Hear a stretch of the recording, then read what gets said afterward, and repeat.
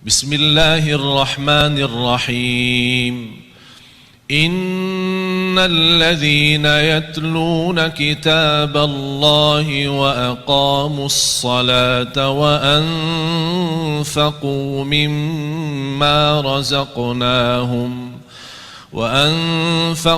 مما رزقناهم سرا وعلانية يرجون تجارة لن الحمد لله رب العالمين وبه نستعين على أمور الدنيا والدين وصلى الله وسلم على سيدنا ومولانا محمد وعلى آله وأصحابه أجمعين ومن تبعهم بإحسان إلى يوم الدين أما بعد. Jemaah rahimani wa rahimakumullah.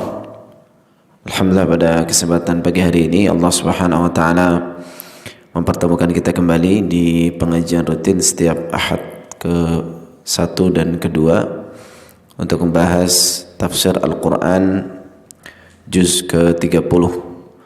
Kita mohon kepada Allah Azza wa Jalla, semoga Allah melimpahkan keberkahannya kepada majelis kita di pagi hari ini dan menjadikan sebab diampuninya dosa-dosa kita semuanya. Amin. Jemaah rahimani wa rahimakumullah, melanjutkan dari pertemuan sebelumnya terkait dengan tafsir surat Al-Fatihah. Kita sudah bahas 3 ayat pertama, yaitu Alhamdulillahirabbil alamin Ar-Rahmanir Rahim Maliki Yaumiddin, atau 4 ayat jika sesuai dengan penulisan yang ada dalam mushaf Al-Quran. Karena ayat pertama adalah Bismillahirrahmanirrahim. Telah kita jelaskan pada pertemuan sebelumnya bahasanya ketiga ayat ini atau keempat ayat ini adalah pujian kepada Allah Subhanahu wa taala.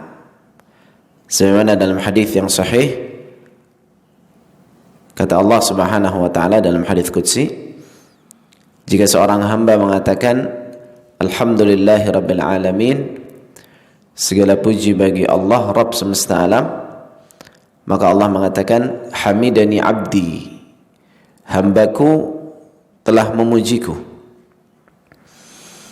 Dan jika mengatakan Ar-Rahmanir Rahim, Allah Maha Pengasih lagi Maha Penyayang, maka Allah mengatakan majjadani abdi atau athna alayya abdi, hambaku kembali memujiku. Dan jika mengatakan maliki yaumiddin, Allah penguasa hari pembalasan, maka Allah mengatakan majjadani abdi, hambaku kembali memujiku. Sehingga ketiga ayat ini semuanya adalah apa? Pujian. Ini yang perlu kita renungi dan kita hayati ketika kita membaca surat Al-Fatihah di dalam salat atau di luar salat. Jadi ketiga ayat pertama adalah semuanya pujian. Alhamdulillahirabbil alamin Ar-Rahmanir Rahim Maliki Yaumiddin. Ini semuanya untuk Allah. Ya. Makanya ketika datang ayat keempat, yaitu iyyaka na'budu wa iyyaka nasta'in, hanya kepadamu ya Allah kami beribadah dan hanya kepadamu kami meminta pertolongan. Iyyaka na'budu wa iyyaka nasta'in, hanya kepadamu kami beribadah ya Allah dan hanya kepadamu kami meminta pertolongan. Maka Allah mengatakan ketika seorang hamba membaca ayat ini, hadza baini wa baina abdi wali abdi mas'al. Ayat ini separuh untukku dan separuh untuk hambaku. Berbeda dengan ketiga ayat sebelumnya. Kalau ketiga ayat sebelumnya untuk siapa? Untuk Allah semuanya sebagai bentuk pujian. Ketika datang ayat keempat ini, hadza baini wa baina abdi, ini separuh untukku dan separuh untuk hambaku. Hanya kepadamu kami beribadah, ini untuk Allah Subhanahu wa taala. Beribadah untuk Allah. Wa iyyaka nasta'in, hanya kepadamu kami meminta pertolongan, itu kebaikannya kembali kepada kita, kepada hamba. Ya. Baik, kita baca tafsirnya dulu dari tafsir Sa'di. Iyyaka na'budu wa iyyaka nasta'in ay nakhussuka wahdaka bil ibadati wal isti'anah. Jadi iyyaka na'budu wa iyyaka nasta'in maknanya itu pengkhususan. Hanya kepadamu. Nah, itu diterjemahkan seperti itu. Karena dalam kaidah bahasa Arab sesuatu yang harusnya di belakang ya kemudian dijadikan di depan. Objek itu kan harusnya di belakang tapi dia dijadikan di depan. Maka faidahnya adalah untuk pengkhususan. Jadi kita khususkan ibadah ini hanya untuk Allah Subhanahu wa taala saja dan kita khususkan minta tolong hanya kepada Allah saja. Makanya sebagian para ulama mengatakan iyyaka na'budu dawa'ur riya. Jadi ucapan kita iyyaka na'budu hanya kepadamu kami beribadah ya Allah adalah obat dari riya. Riya itu apa? Seorang beribadah untuk mendapatkan pujian manusia. Jadi dia tidak ikhlas. Makanya kita katakan iyyaka na'budu itu adalah obat untuk supaya kita tidak riya. Makanya kalau kita lagi sholat atau kita sedang baca Al-Quran, kemudian bisa jadi setan membisikkan ke dalam hati seorang bahwasanya suaranya indah atau hafalannya banyak, atau supaya mendapatkan ketenaran atau yang semisalnya dari urusan-urusan duniawi, maka iyyaka na'budu ini mengingatkan kita untuk apa? Ikhlas kepada Allah Azza wa Jalla. Wa iyyaka nasta'in itu dawaul kibriya, obat dari kesombongan. Karena dia minta tolong. Orang kalau minta tolong kan berarti menunjukkan dirinya apa? Tidak mampu, lemah. Makanya iyyaka na'budu wa iyyaka nasta'in itu obat riya dan obat kibriya. Kibriya itu kiber, sombong. Ya. Maka kedua hal ini senantiasa kita baca ya di dalam salat kita dan kita renungi dari kandungan-kandungannya. Baik. Berarti tadi artinya hanya kepadamu kami beribadah, ini jelas ya, tauhid. Dan hanya kepadamu kami meminta pertolongan. Hanya kepadamu kami meminta pertolongan ya Allah. Berarti apakah enggak boleh minta tolong ke manusia, Pak? Boleh atau tidak boleh minta tolong kepada manusia? Kan kita katakan hanya kepadamu kami meminta pertolongan. Dan ini bapak nanti pulang ke rumah minta tolong dibuatkan kopi sama istrinya itu. Loh, berarti langsung minta tolong ke selain Allah itu. Iya, jawabannya boleh dengan syarat. Nah, boleh dengan syarat. Yang pertama, yang dimintai tolong itu hidup tentunya, tidak mati. Ya, bukan orang mati. Orang mati nggak bisa memberi bantuan. Kemudian orangnya mampu. Orangnya apa? Mampu. Kita minta tolong kepada orang yang nggak mampu ya percuma gitu. Misalnya orang tidak bisa renang, terus ada orang tenggelam, minta tolong kepada orang yang nggak bisa renang itu, ya percuma, nggak mampu gitu. Ya. Dan yang ketiga ada orangnya, tidak di tempat yang jauh, ya ada di dekat kita, itu minta tolong boleh. Tapi kalau orangnya jauh terus kita minta tolong, apa manfaatnya? Gak ada manfaatnya. Ya, jadi minta tolong kepada manusia ini selain Allah boleh dengan 3 syarat ini. Ada sebagian para ulama menambahkan 1 syarat lagi, yaitu tidak sering-sering minta tolong.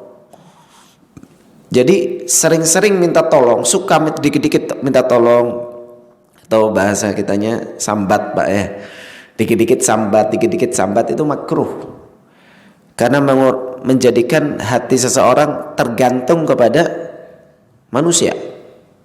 Padahal kita katakan apa? Wa iyyaka nasta'in, hanya kepadamu kami meminta pertolongan. Boleh minta tolong kepada manusia dengan syarat-syarat tadi, tapi tidak juga apa-apa dikit-dikit minta tolong. Ya, makanya kan sekarang ada pasukan anti sambat, Pak. Nggak suka minta tolong ke orang, ya kerjakan sendiri gitu. Supaya hati seseorang itu apa? Tidak selalu bergantung kepada manusia. Kalau suka minta tolong, bergantung hatinya kepada manusia. Makanya dulu para sahabat itu sampai sendalnya jatuh saja dari untanya, sendalnya jatuh, itu nggak minta tolong ke temannya, ya, dia ambil sendiri. Tali sendalnya copot, tali sendalnya putus, itu minta kepada Allah Subhanahu wa taala, minta ganti kepada Allah. Sebegitunya mereka itu hatinya bergantung kepada siapa? Kepada Allah Azza wa Jalla. Itulah yang harusnya kita lakukan sebagai perwujudan dari ucapan kita, wa iyyaka nasta'in, hanya kepadamu kami meminta pertolongan. Ya. Baik. Kata Syekh Sa'di, wa taqdimul ibadah 'ala isti'anah min babi taqdimil 'ami 'ala al-khas wa ihtimaman bi taqdimi haqqihi ta'ala 'ala haqqi 'abdihi. Jadi ibadah itu didahulukan dari meminta pertolongan. Itu hikmahnya adalah mendahulukan hak Allah daripada hak manusia. Jadi kita enggak katakan iyyaka nasta'in wa iyyaka na'budu. Ya, kan enggak boleh orang dibolak-balik ayat Al-Qur'an itu. Kita katakan iyyaka na'budu, hanya kepadamu kami beribadah. Ibadah dulu baru minta tolong. Kenapa? Karena hak Allah itu didahulukan. Ibadah ini kan untuk Allah. Minta tolong kebaikannya untuk kita. Ya. Allah yang akan menolong, Allah yang memberi pertolongan. Jadi didahulukan hak Allah Azza wa Jalla sebagai bentuk pengagungan kepada Allah Subhanahu wa taala, maka haknya didahulukan daripada hak manusia. Ini penting juga, Pak. Ini pelajaran yang hendaknya kita perhatikan. Bahwasanya ketika ada hak Allah bertabrakan dengan hak manusia, siapa yang didahulukan? Siapa yang didahulukan, Pak? Hak Allah, teorinya gitu, Pak, ya. Hak Allah didahulukan, ya. Tapi kalau praktek kadang kita saksikan sebagian orang nggak seperti itu. Biasanya kalau mau adzan itu, kalau pedagang itu datang pelanggan-pelanggan, Pak. Oh, itu berat sekali. Dia dahulukan hak Allah atau dia dahulukan dunianya, itu manusianya. Mungkin dia setannya mengatakan, kalau kamu nggak layani sekarang, ya nggak datang lagi dia pelanggan itu. Iya kan? Akhirnya apa? Akhirnya dia dahulukan hak manusia. Tidur sama sholat jam 3 pagi kita sudah pasang alarm, Pak. Antara tidur lagi itu hak kita, tidur kan hak tubuh, dan hak Allah kita sholat bangun malam. Kita pilih mana? Harusnya, teorinya harusnya hak Allah didahulukan. Iyyaka na'budu itu baru wa iyyaka nasta'in. Tapi nyatanya banyak juga orang yang mendahulukan hak diri sendiri. Nah, itu prakteknya kadang gak seindah ucapan, Pak. Gak semudah ucapan. Kita ngomong gampang ini, cuma kadang praktek apa? Gak semudah ucapan kita. Nah, ini pelajaran kita tiap hari baca loh, Pak. Iyyaka na'budu wa iyyaka nasta'in. Maka sudahkah kita mengamalkan dari ayat ini? Kita dahulukan hak Allah Azza wa Jalla daripada hak manusia. Kita dahulukan sholat sunnah daripada kebutuhan dengan manusia misalnya, pada perkara-perkara yang tidak wajib. Ya. Nah, kemudian juga disebutkan oleh penulis di sini, wa dzikrul isti'anah ba'da al-ibadah ma'a dukhuliha fiha li ihtiyaj al-'abd fi jami' ibadatihi ila al-isti'anah billahi ta'ala. Fa innahu illam yu'inhu Allah lam yahsul lahu ma yuriduhu min fi'l al-awamir wa ijtinab an-nawahi. Hikmah kedua dari didahulukan ibadah sebelum minta tolong atau sebelum minta tolong. Jadi yang pertama apa? Mendahulukan hak Allah daripada hamba. Yang kedua, di antara hikmahnya kenapa ibadah disebutkan dengan minta tolong, bahwasanya kita itu tidak bisa beribadah kecuali mendapatkan pertolongan dari Allah Subhanahu wa taala. Makanya kalau kita ingin ibadah kepada Allah, kita harus minta tolong kepada Allah, karena Allah yang akan menolong kita, dan kita dengan pertolongan Allah tersebut kita bisa apa? Beribadah. Coba lihat Pak, saya tadi datang sebelum azan di jalan. Itu ada beberapa orang tuh sudah bangun Pak. Artinya nggak tahu belum tidur atau sudah bangun itu.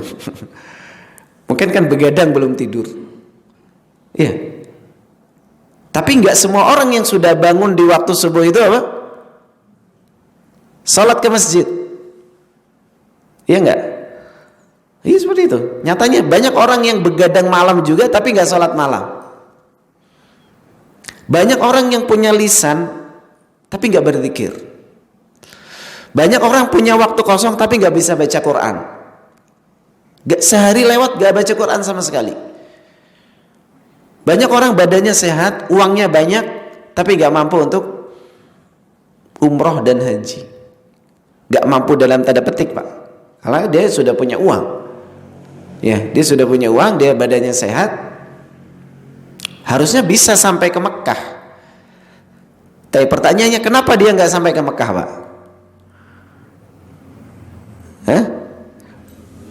Belum ditolong oleh Allah Subhanahu wa taala. Maka subhanallah Pak, kita beribadah itu benar-benar butuh kepada pertolongan Allah. Kalau Allah nggak nolong, kita nggak akan bisa beribadah. Makanya di antara doa yang diajarkan Rasul sallallahu alaihi wasallam kepada Mu'adz bin Jabal untuk dibaca sebelum salam itu apa? Allahumma a'inni ala dzikrika wa syukrika wa husni ibadatika. Ya Allah, bantulah aku. Nah gitu bahasanya. Bantulah aku untuk senantiasa berzikir kepadamu dan senantiasa bersyukur kepadamu dan senantiasa memperbagus ibadahku untukmu. Dikir Pak ya, dikir itu kalau nggak dapat pertolongan Allah nggak bisa kita lakukan Pak. Coba lampu merah, kita kalau lampu merah, apa yang menghalangi kita untuk istighfar Pak? Lampu merah ini Pak, kita kan berhenti berapa detik biasanya? 10 detik, 12 detik. Padahal istighfar itu mungkin satu detik nggak sampai. Astagfirullah. Apa yang menghalangi kita untuk istighfar ketika lampu merah Pak? Kan nggak ada kan? Tidak ada yang menghalangi. Apa kita mulutnya ditutup gak bisa gerak kalau mau istighfar? Kalau lampu merah nggak juga bisa. Tapi kita lebih suka lihat motor depan kita gitu. Perempuan, mungkin ada perempuan ya, jarang-jarang ini mumpung gitu. Kita kalau tidak mendapatkan pertolongan Allah, kita tidak bisa apa? Beribadah. Makanya iyyaka na'budu wa iyyaka nasta'in menunjukkan kelemahan kita. Ya Allah, tolong bantu saya nggak mampu untuk ibadah kecuali dengan pertolonganmu, dengan bantuanmu. Ya, nah ini adalah di antara hikmah kenapa ucapan kita iyyaka na'budu wa iyyaka nasta'in. Di antara makna yang lain yang disebutkan oleh para ulama, bahwasanya kalimat ini adalah perjanjian kita dengan Allah, Pak. Kita itu punya janji dengan kita itu punya janji untuk Allah Subhanahu wa taala. Apa janji kita, Pak? Kita punya janji kepada Allah yang harus kita tunaikan. Sebelum kita ada di bumi ini, di dunia ini, kita kan diambil perjanjian oleh Allah Subhanahu wa taala. Apa itu perjanjiannya? Untuk beribadah hanya kepada Allah. Nah, inilah perjanjian kita. Iyyaka na'budu itu janji kita, Pak. Jadi setiap sholat kita tuh diingatkan dengan janji kita. Kamu punya janji nih yang harus kamu tunaikan. Makanya di dzikir pagi sore di dzikir pagi sore juga kita senantiasa baca kan, wa ana ala ahdika wa wa'dika mastata'tu. Ini zikir apa namanya? Sayyidul istighfar. Allahumma anta rabbi la ilaha illa anta khalaqtani wa ana abduka wa ana ala ahdika wa wa'dika mastata'tu. Apa artinya? Dan aku atas perjanjianku kepadamu aku akan lakukan semampuku. Itu kita diingatkan terus sebenarnya dengan janji kita kepada Allah Subhanahu wa taala. Ya, maka sangat ironis ketika seorang setiap sholat baca iyyaka na'budu kan ratusan kali di dalam sehari, mungkin Al-Fatihah, Al-Fatihah, Al-Fatihah, tapi nyatanya dia berbuat kesyirikan. Subhanallah. Dia itu tiap hari ngomong iyyaka na'budu, itu janjinya dia. Tapi keluar masjid ingkar janji lagi. Ya, berbuat kesyirikan kepada, bahkan dengan iyyaka na'budu itu dia berbuat kesyirikan justru. Sebagian orang ya meminta kepada orang-orang yang telah mati. Nah, ini sesuatu yang sangat bertentangan gitu, nggak cocok. Ini menunjukkan bagaimana seorang itu lalai dari pengagungan dan penghayatan terhadap ayat-ayat Al-Quran yang tiap hari kita baca. Makanya nih Bapak Ibu sekalian, pentingnya kita untuk senantiasa di dalam hidup kita ya, itu ada majelis, ada waktu untuk kita tadabbur terhadap ayat Al-Quran. Dan itu yang menyebabkan keberkahan di dalam kehidupan kita. Jangan pernah lepaslah dalam keseharian kita, walaupun gak mampu tiap hari, pekanan ada majelis untuk kita tadabbur terhadap ayat Al-Quran, ada majelis untuk kita tadabbur terhadap hadis-hadis Nabi Sallallahu Alaihi Wasallam, sehingga dengan itu menyebabkan ketenangan, ya keberkahan dalam hidup kita, dan itu sudah terbukti. Coba praktekkan saja, sehingga menjadi perbaikan-perbaikan dan kebaikan dan keberkahan yang Allah Subhanahu Wa Taala berikan kepada seorang hamba. Baik, ya ini adalah ayat yang kelima. Iyyaka na'budu wa iyyaka nasta'in. Kemudian ayat berikutnya, ihdinas siratal mustaqim. Apa artinya? Tunjukilah kepada kami jalan yang lurus. Apa itu jalan yang lurus? Ya, kata penulis di sini, kata Syekh Sa'di, wa huwa at-tariqul wadihul musilu ila Allah wa ila jannatihi wa huwa ma'rifatul haqqi wal 'amalu bihi. Jadi jalan yang lurus adalah jalan yang menghantarkan kepada Allah dan surganya. Itu jalan yang lurus, Pak. Jalan yang menghantarkan kita kepada Allah Subhanahu wa taala dan menjadikan kita masuk ke dalam surga dengan jalan tersebut. Apa ini jalan yang lurus ini? Yang bisa menghantarkan kita kepada Allah dan kepada surganya, yaitu berilmu dan beramal soleh. Berilmu dan beramal soleh itu yang bisa menghantarkan seorang menuju Allah Subhanahu wa taala. Uang bisa nggak? Uang bisa menghantarkan kita kepada Allah dan surganya, bisa atau tidak? Ya, Pak. Uang nih. Apakah bisa menghantarkan kita kepada Allah dan kepada surganya? Bisa iya, bisa tidak. Bisa menghantarkan kita kepada surganya kalau kita gunakan uang itu untuk beramal soleh. Kan intinya berilmu dan beramal soleh. Kita gunakan uang ini untuk kita mendapatkan ilmu. Ada tablik akbar misalnya di Surabaya, kita pergi ke Surabaya, keluarkan duit. Ya, itu mengeluarkan uang yang bisa menyampaikan kita kepada Allah dan Rasulnya. Kita sedekah, ya, itu uang yang bisa menghantarkan kita kepada Allah dan ke dalam surganya. Jadi intinya jalan yang lurus adalah jalan yang menjadikan seorang bisa sampai kepada Allah dengan ilmu dan amalan soleh. Dan ini yang kita minta setiap sholat. Jadi Bapak Ibu sekalian, ketika kita baca di dalam sholat ihdinas siratal mustaqim, tolong diresapi bahwa kita sedang minta ilmu yang bermanfaat dan amalan soleh, dan dimudahkan untuk beramal dengan ilmu kita tadi itu. Maka kalau kita sudah berdoa, tugas kita apa, Pak? Setelah berdoa tugasnya apa? Berusaha kan? Oh, kita doa tiap hari tapi nggak pernah hadir ke majelis taklim, gimana mau dapat ilmu, Pak? Makanya ajaklah istrinya, ya kalau yang bapak-bapak ajak istrinya supaya taklim, atau yang ibu-ibu ajak suaminya. Kalau nggak mau taklim, kunci aja pintunya, Bu. Supaya taklim. Anaknya diajak juga, karena dengan ilmu syariat ini menjadikan seorang itu membawa keberkahan dimanapun dia berada. Keberkahan kepada orang tuanya ketika masih hidup ataupun setelah mereka sudah wafat.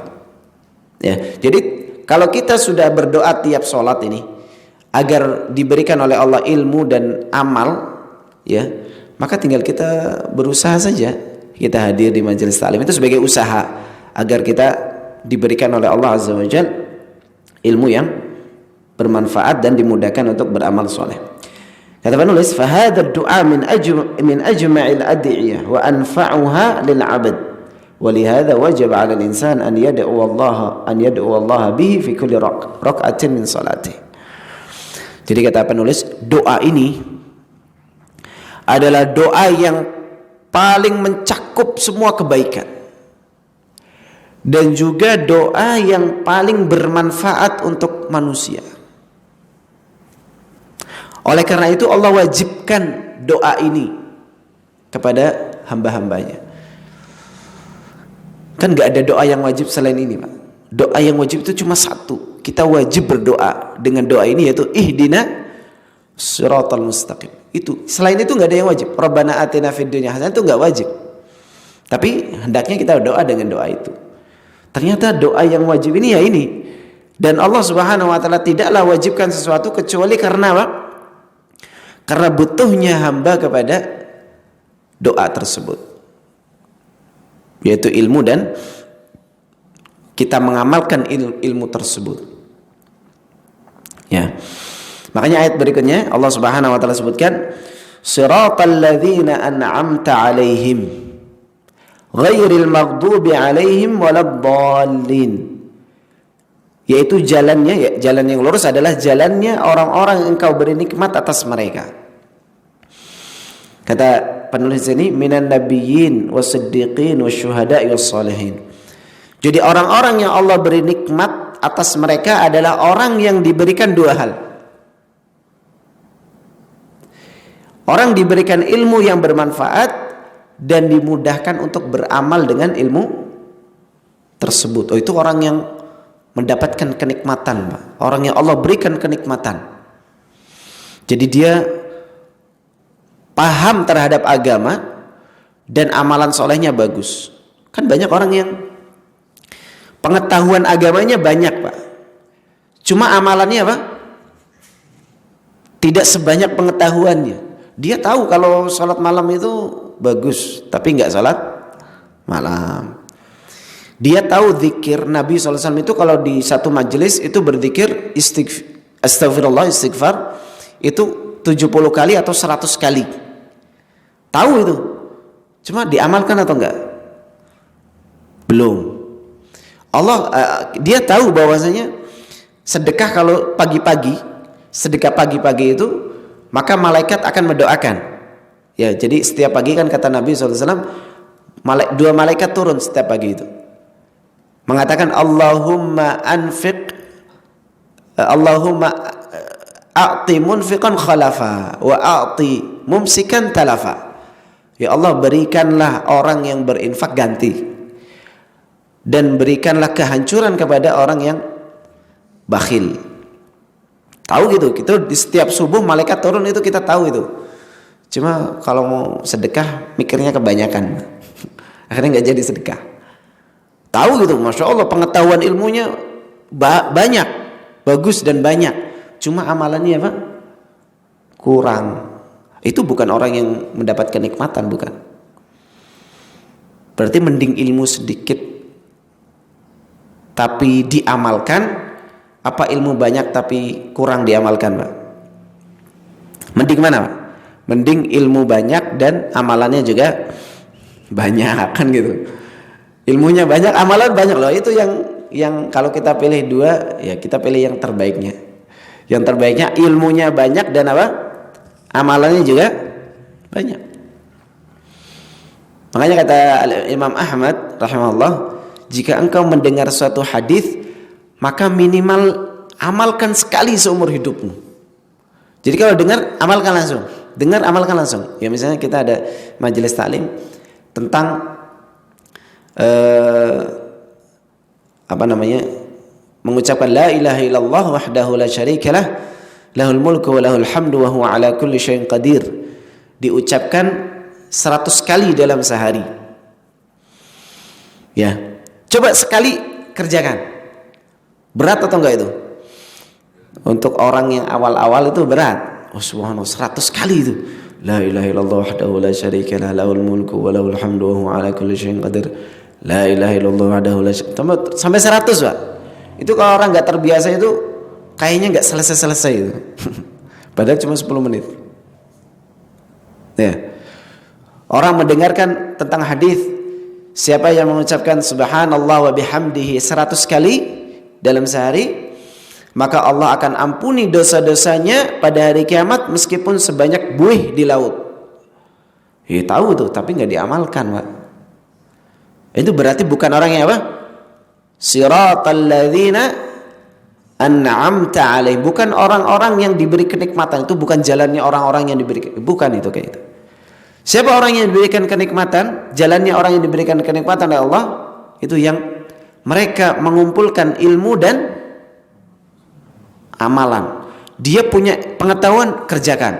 Punya pengetahuan, kerjakan. Itu yang mendapatkan kenikmatan. Maka berikutnya siapa? Ghairil maghdub, bukan jalannya orang-orang yang Allah murkai. Alladzina araful haqq wa tarakuhu kal yahud wa nahwihim. Nah ini Pak, orang yang dimurkai itu adalah orang yang sudah tahu ilmu tapi tidak mengamalkannya. Sudah tahu tapi tidak dikerjakan gitu. Itu apa? Dimurkai oleh Allah Subhanahu wa taala. Waladdallin, bukan pula jalannya orang yang tersesat. Alladzina tarakul haqq ala jahlin wa dhalal kan nasara wa nahwihim. Yaitu mereka yang beramal tanpa didasari apa? Ilmu. Jadi ada 3 macam manusia, Pak. Coba kita di kelompok mana? Satu adalah jalannya orang-orang yang diberi kenikmatan, yaitu orang yang punya ilmu dan mengamalkan dengan ilmu tersebut. Yang kedua, orang yang dimurkai, dibenci oleh Allah, yaitu yang punya ilmu tapi tidak diamalkan ilmunya itu, bahkan dimurkai. Yang ketiga, orang yang tersesat, yaitu orang yang beramal tanpa didasari ilmu. Misalnya gini, Pak, kita sebagai seorang bapak punya aturan bahwasanya anak-anak itu tidak boleh keluar setelah isya. Setelah isya semua anak-anak harus sudah di rumah, gak boleh keluar malam. Punya aturan gitu, Pak. Dan anak-anak sudah tahu semuanya. Tiba-tiba ada salah satu anak keluar jam 10, pulang jam 4 pagi, Pak. 10 malam keluar, jam 4 pagi baru pulang. Padahal dia sudah tahu itu nggak boleh, tapi tetap dikerjakan. Enaknya diapain, Pak? Dicelurit atau gimana, Pak? Kita marahin kan? Kenapa kita marah-marah sama anak kita itu? Karena dia sudah tahu itu nggak boleh, kok tetap dilakukan. Itu orang yang, gambaran orang yang berilmu tapi apa? Tidak mengamalkan ilmunya. Sudah tahu tapi nggak dikerjakan apa yang dia tahu. Maka dimarahi pantasnya. Maghdub itu. Al-maghdubi alaihim. Adapun orang yang tersesat, itu orang yang beramal tapi tidak apa? Tidak didasari dengan ilmu. Kan mesti kesesat itu, Pak. Orang nggak tahu jalan ke Surabaya, dia jalan ya udah nekat aja, bismillah. Nggak pakai bismillah ya, udah jalan aja. Jalan, nggak tahu Surabaya itu sebelah mana, apa ke utara atau ke selatan atau ke barat atau ke timur, nggak tahu. Pokoknya asal jalan aja. Kesesat atau enggak? Kemungkinan besarnya apa? tersesat. Dia semangat tapi nggak punya ilmu, semangat beramal tapi nggak punya ilmu. Inilah yang menyebabkan banyak kebid'ahan. Yang menyebabkan banyak kebid'ahan adalah seorang itu semangat beramal tapi tidak diimbangi dengan semangat menuntut ilmu. Coba lihat kalau kita sholat maghrib misalnya, itu penuh kadang masjid itu, tapi yang hadir kajian berapa? Mungkin 1/10-nya, 1/20-nya, atau 1/3-nya saja. Sisanya kemana? Pulang gitu, gak menuntut ilmu. Cuma dengarkan sebentar aja 40 menit kan pada maghrib sampai isya. Karena semangat orang itu kalau hanya beramal tanpa dibarengi dengan semangat ilmu, ya sudah akan banyak penyimpangan-penyimpangan, amalan-amalan yang gak ada contohnya dari Nabi SAW. Ya semangat beramal, baca Quran, zikir dan seterusnya, tapi tidak dibarengi dengan apa? Ilmu yang bermanfaat, maka akan menimbulkan banyak kebid'ahan, kerusakan-kerusakan yang dia sangka, saya beramal kok, masa saya baca Quran gak boleh? Ya, bukan masalah baca Qurannya gak boleh, tapi apakah ada tuntunannya dari Nabi SAW atau tidak? Percuma kamu capek-capek baca Quran, itu gak diterima sama Allah ketika tidak sesuai dengan tuntunan Rasulullah SAW. Zikir, banyak-banyak zikir, ya, itu gak bermanfaat, gak diterima oleh Allah Subhanahu Wa Taala kalau tidak sesuai dengan tuntunan Rasulullah SAW. Contohnya gini, Pak. Kita sholat subuh supaya mantap, Pak, supaya marem itu, Pak, 5 rakaat sekalian, supaya dapat banyak pahala, Pak. Kan tambah banyak rakaat tambah banyak pahala. 5 rakaat subuh sah atau enggak? Kita katakan yakin kita enggak sah itu, dan enggak akan dapat pahala meskipun niatnya bagus. Ayo semangat subuh, mumpung kita bangun tidur masih semangat, sholat 5 rakaat biar dapat banyak pahala. Gak akan sah dan gak akan diterima. Kenapa? Alasannya tidak sesuai tuntunan Rasulullah SAW. Percuma. Jadi kita sebenarnya ketika mengingatkan orang lain supaya tidak melakukan berbagai hal-hal yang tidak dicontohkan Nabi, itu kita sayang sebenarnya. Kamu capek tapi gak dapat pahala, itu saya gak mau itu. Coba beramal yang tidak terlalu banyak seperti itu, tapi sesuai tuntunan Nabi, itu lebih bermanfaat bagimu gitu. Jadi pada hakikatnya ketika kita memperingatkan orang-orang dari perbuatan yang menyelisih sunnah Nabi SAW, itu kita sayang sebenarnya, supaya dia nggak beramal capek terus tidak dapat apa? Tidak dapat pahala apapun gitu. Ya, tapi kalau yang dibilangin ngeyel nggak mau, ya sudah kan, wassalam gitu. Ya sudah, serahkan, biarkan saja sudah. Nah ini Bapak Ibu sekalian, jamaah rahimani wa rahimakumullah. Jadi dalam surat Al-Fatihah ini ada 3 jenis apa? Manusia. Orang yang berilmu dan mengamalkan ilmunya, ini yang jalan menuju surga ini. Yang kedua adalah orang yang berilmu tapi tidak mengamalkan ilmunya. Kita khawatir ini kalau masuk ke tipe ini. Dan yang ketiga adalah orang yang beramal tapi tidak dilandasi dengan ilmu, sehingga tersesat dari jalan yang benar. Ya. Kemudian disunnahkan ketika kita sholat untuk mengucapkan amin, ya, yang artinya ya Allah kabulkanlah, yaitu permintaan kita apa? Meminta jalan yang lurus, itu kita mohon kepada Allah agar Allah Azza wa Jalla mengabulkan doa kita tersebut. Makanya di antara sunnahnya adalah mengeraskan bacaan amin. Ya, mengeraskan bacaan amin karena sebagai bentuk penekanan kita terhadap doa yang kita tadi baca gitu. Ya. Wallahu alam, ini yang bisa kita bahas pada kesempatan pagi hari ini.